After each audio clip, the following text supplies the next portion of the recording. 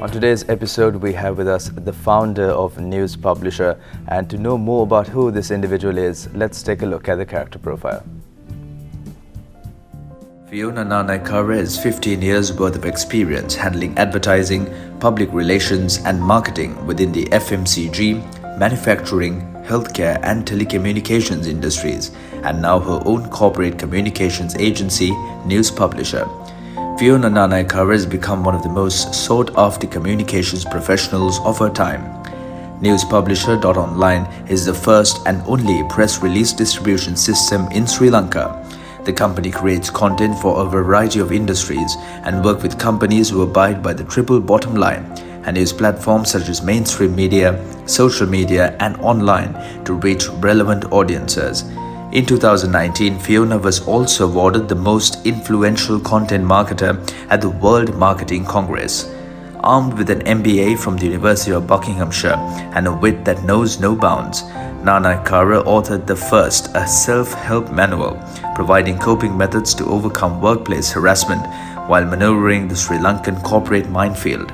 Currently reading for her PhD at Sri Jayewardenepura University, she hopes to contribute to the B2B e-service sector and was recognized as Woman Leader of Sri Lanka in 2020. Flona, good evening and welcome to the program. Thank you for having me. All right, let's start off by hearing a brief definition about what News Publisher is. Okay. So News Publisher is a corporate communications agency. We do offer public relations, advertising, social media. We work with a lot of leaders, leadership building and profiling, and we've worked with many industries. Okay, and what are some of the challenges when it comes to establishing a company? Well, each industry or each company will have different challenges, obviously. In my company, because I was introducing a small automation and I want to obtain the patent for it, I faced a bit of difficulty at the IP office. Other than that, I would say being a female, I don't know if I've really had so many issues. But I'm sure if you are a mother or with children, I'm guessing, balancing that and the business would be a challenge for most businesses, right? Mm-hmm. Apart from that, taxes now that we will face. Other than that, it's just, your will to actually drive it and get it done. Okay. And what made you really start your own company as opposed to just working in the corporate industry, maybe a 9-to-5 job? What made you start your own? Well, it's the idea itself. When I had the idea for News Publisher.online is when I thought, okay, maybe I need to venture out now. Now it's time, right? But obviously, it would have been nice to sit in a corporate job because, I was also head of corporate communications in my last company. So reaching that point also in corporate sector is not easy, right? So it was a huge challenge at that time for me to juggle those two decisions if I should leave or not. However, having the idea and then having spoken to my media friends, they said, go for it, we will support you. In fact, even the older people were they were having a conversation with my father, mm-hmm. You know that you are not going to get health benefits, no annual leave, It was nice that they genuinely care about me, and it showed afterwards also because, running it has been smooth, they've always been supportive. Okay. And it has been a great journey. Right, and well, we have a lot of young entrepreneurs and businessmen out there. So I'd like to know, have you had this idea of becoming an entrepreneur from a very young age, or did it start developing as you entered the corporate industry? How did it? Not at all, because we are fed by the society, do your studies and get the job, right? Yeah. So then I didn't think about being an entrepreneur at all, mm-hmm. right? It's too much of a risk, and that's not something that my parents have done. They have stayed in their full-time jobs, and so this is what we know, right? Go to work, right? Study and go to work, yeah. Right? So it's fairly new, and honestly, if I didn't have an idea which is new to Sri Lanka or which will benefit the industry in some way, I may have not opened up another PR agency. Okay. All right. So because I had something to offer to better the industry is why I stepped out and took took this venture out. Yeah. Okay. Now let's speak a bit about your career. How did you start off? Maybe after you left school, how did you get to where you are right now? I started in an agency, public relations agency. So it was a big old agency, so which is great for for a person who's starting off in PR. So I got a lot of knowledge there. I had the opportunity to handle so many multinationals even at a very young age, and it was great. And I had a great team working with me. So I learned from A to Z of public relations, right? Then I joined media because I wanted to know, because at that time it was tough managing media, right? News was a bit tough. We were very young, and mainly because I think we believe we were doing a coordinator's job and not a PR person's job. So once you get the hang of it and you understand you need to absorb a brand, you need to absorb a message, and that's what you give to the news manager, to the editor, you realize how to absorb and pitch something, right? It's not merely a coordination job. So if you treat it like a coordination job, I guess it's a bit tough because it's not a personalized, authentic service that you give to the media.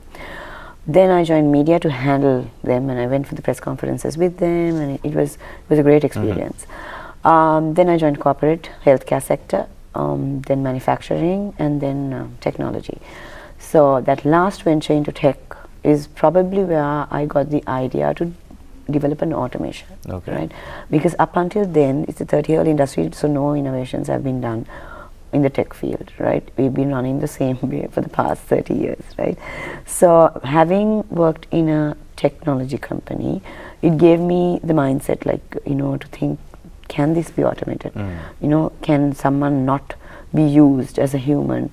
Can we use technology to basically ease a human being's life and use them for creativity? Okay. So that was the concept behind it. Right. And previously you mentioned that you didn't really face a lot of challenges as a female entrepreneur, but I want to ask, is it a different, do you think, in your point of view of being a female entrepreneur, do people treat you differently? How has it been? Do you want to repeat that question because I coughed? Okay, no, that's fine. Do you think that you've faced any hardships, or have people treated you differently? Yes, because of the sexism that we face with the other females. Okay. Right? So even when I went to the patent office, I went there 8 times with my applications. Yes, I understand the first 2 to 3 times the application wouldn't have been up to its standard, right? Okay. Because you learn. Yeah. And I didn't want to take the easy route out, going through a contact. I just want to try this hard way out. So I'll have this experience, of that the tech entrepreneur, gets it done, right? So I don't know if it was a waste of time, to be honest, but I went there 8 times, right? So 8 versions of this patent application, and I was tired, and it was this female who was, sending me back and forth, right? I'm going back, writing in, going back, and it wasn't working out. And then I took one of my main directors, the finance person. He doesn't have any idea about the innovation. Just fed him the information. This is what you're supposed to say. Okay. And he sat there. He told the story, and she took the application the 9th time, right? So it was a female. Yeah. So not only that, and also the intellectual capacity of these people, right? Not only the fact that they're narrow-minded. Einstein used to work at a patent office. So patent officers have that kind of brain. Yeah. Right? So, I mean, if you don't understand a simple automation, to give that protection to an innovator in the country, it's really a failure from our countryside. Right. Other than that, like I said, I don't have children, so I don't face majority of the problems that many women do. Yeah. Right? It is really tough being a primary caregiver and also balancing a professional life, right? So those are the guys, I would say, who are really, thriving as being female entrepreneurs. Yeah. I can take that trip, I don't have that shot. So that's my experience. Okay. And in the process, you authored a book as well. Let's speak a bit about that. Yes. I honestly didn't know what workplace harassment was. Obviously, this was a term, but no one really knows that because, it's corporate culture. That's what we think, right? So life is going on, and then it was really tough working, and I was wondering, but luckily I had my father advising me, and he's, he's a man full of integrity. So I kept going to him and with all my problems, and sometimes he would ask, "What are you doing at work?" to get this bullied, right? So, but he's always given me really good advice, and I've stuck it out and worked in a professional manner. I didn't go on with office gossip or nothing like that. Right. And then there are certain things that I did to overcome it, right? And in a latter stage of my career, when I was not being harassed, there were people I saw being harassed, my team members, and I would help them out with these tools unknowingly that it worked for me, or because I was just helping them out. Yeah. And I also had all these funny stories, so I would tell my friends like these funny stories that happen in office, right? And they're like, you should write a blog, and it's just so hilarious, the things that you experience. It's not just me, everybody at work. So, and then I'm like, I can't blog, I'm not just going to blog about it. But then when I was helping these people out, is when I thought, I have something, I have a tool that can help someone, right? That's when I developed a self-help tool book, so that I could help people. And it has really been wonderful, right? I've been able to help so many people, and they reach out to me still. It's great, and we've managed so many things, instead of them getting fired, or we managed it beautifully, and it's so nice to see some companies actually managing this professionally as of now. Yeah. And when it comes to news publisher online, what are some of the reasons that people should choose your company? So News Publisher Online is online tool where any business can develop their press release and upload it onto the site, and it gets distributed to all business editors, right? You can choose your language, so if you want English publicity, likewise English, Tamil, right? Okay. And now also we also have the online news editors as well, so it's a different platform, different edition. It's the same thing, but you can also do just online publicity as well. Okay. So it helps media because we put the press releases in there so that they can download it. So if it's magazines, they have access to high resolution images. It can also be used by another agency. So my competitor agency can not sit that person down. They can just use my online tool. It also helps companies because it's faster, efficient, cheaper, right? And because it's cheaper, even small organizations like entrepreneurs have the opportunity to appear in the newspaper. So earlier, the big guys, the big companies with advertising budgets appeared in the newspaper because it was an expensive service, but the entrepreneurs are the ones who have the bright ideas because they want to stay competitive, right? So the news readers also have better content as opposed to this bank opened up a branch here, or Yeah.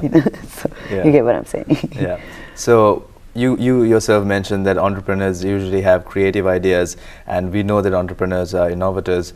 Where do you think this inspiration comes from? Where did it come for you, and where do you think entrepreneurs get this creativity? It varies from industry to industry, right? In our industry, I believe we need to work a little bit longer. I don't think anyone can come straight off university and start doing PR, right? Because we need that network. It's a whole it's the entire ecosystem of the business, right? It's not just your clients, right? Clients, yes, you get the clients because they know that, okay, Fiona has been doing this for this long, and this is why we should trust our brand with her. Yeah. Also the media is a huge client for us, right? So we run the risk of, if we run bad news or not newsworthy news, we run the risk of losing the media relationship. And that's a bigger risk to take, right? We'd rather lose the client than lose media because all our clients are affected by it. And also the relationship that we have built with them, each PR person has their own authentic relationship, right? So even if you are in PR and you are my competitor, I'm never going to be able to have the relationship that you have with the editor. And you're not going to be able to build that same relationship that I have. It's fairly authentic. And also handling a lot of brands, right? Handling a lot of companies, leaders, how the tone, how softer companies or service-oriented industry wants to sound softer, right? Whereas, solid products and things want to sound stable, So it's really learning that, working with so many people and getting that tone in order. And also, that experience, that becomes your ammunition to even justify what you do. Okay. Right? Tell the client, sometimes, they're over the top, right? This is not going to work out. You can't buy the news, you can't buy the paper. Yeah. So if we are not strong in what we know, sometimes we can't do that, and they might not have that trust in us. And it's very important that they trust us, because they're trusting, like I said earlier, they're trusting their employment. Like, if it's an entrepreneur, their company, they're trusting their company brand with me. If it's a marketing manager, they're trusting their job with me, right? So it is not like going and buying a product off a shelf, right? It is a service that you risk your company reputation with. Yeah.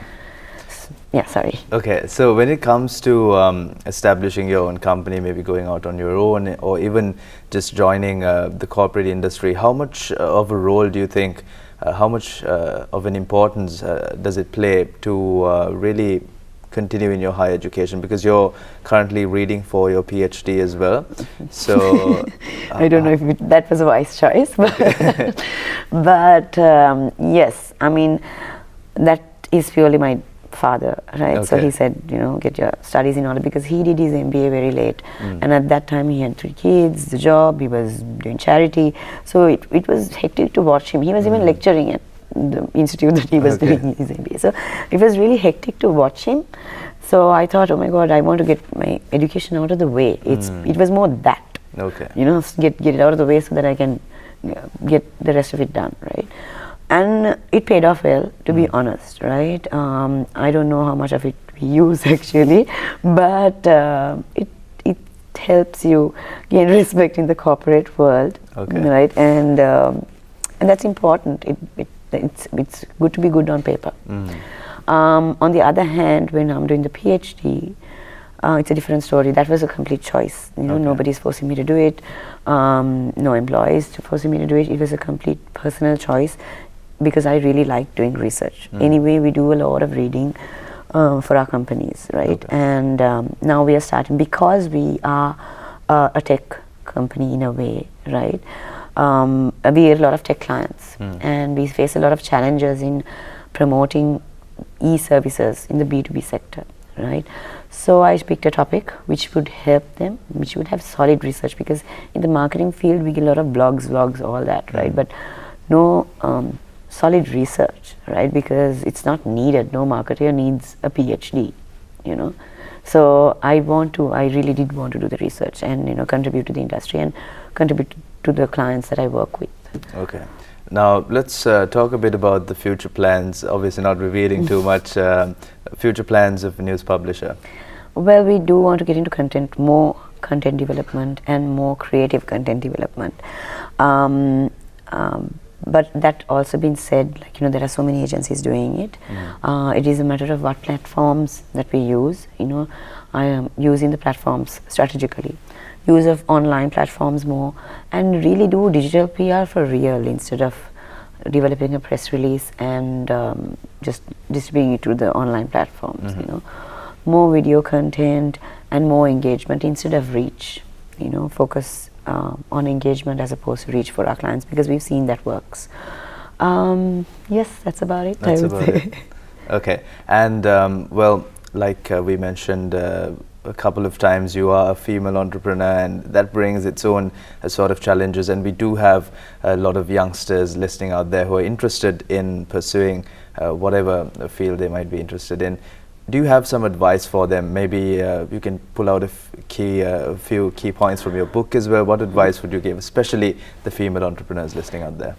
I failed to mention earlier that being a female entrepreneur or being a female worker, one of the challenges that I would have faced is we can't go to that machang level. Still, our workplaces are male dominant, right? Majority of the CEOs are men, majority of the decision makers are men, right? So when that happens, we lose out on that, relationship building opportunity where a guy would, have a drink with, or call them machang, and being on the broad level. Right. So we definitely lose out on that opportunity. But at the same time, if women actually have each other's backs, we have a good workforce, like the women at work are fairly good, Yeah. right? They're very professional. They work hard, and they're smart. So because they had to work harder than our male colleagues, right? The advice I would give to anyone, young or old or whatever, to keep an open mind and learn, right? Because I'm still learning, like a lot of young employees, right? Like in terms of social media, listening to social media, it's really interesting. So if I didn't have an open mind and ran the way a normal old school agency ran, it wouldn't have helped anyone, right? My team has been there with me, so majority of them have been working with me for the past 15 years, right? So that management of team, finding the right talent and managing them well, valuing them, right? I honestly love my team, and I know people say, okay, keep work side and personal life aside, but honestly, over the years of running a business, I think it has merged. We got each other's backs, and that's really important that they vouch for news publisher, so if something happens, they tell me, don't worry, we are with you, right? It's just great to have that experience. So know your talent, treat your teams well, learn of each other, and keep learning, right? Because one of the biggest things that I was scared of when I left corporate, like, will I be stupid, right? Like, because I'm so used to being in this dynamic, industry for 12 years before I quit, and am I really ready, right? And will I be stupid? Because I saw a lot of smaller agencies running in very old school ways, like, not managing their teams properly, no proper, human resource management, unprofessional workplaces, right? And I didn't want to be that, right? So, but then the good thing is we are in news, so we are always learning. We are always learning about new company initiatives. We are always on the news front, right? And we are in touch with CEOs, chairmen, and the national media. So it's impossible to be stupid. These are the conversations that we have. So, and right now, even our news publisher, we trade in cryptocurrency, and still when clients tell us to come and personally pick up a check, like, so it is a matter of keeping an open mind and learning and also working hard, obviously.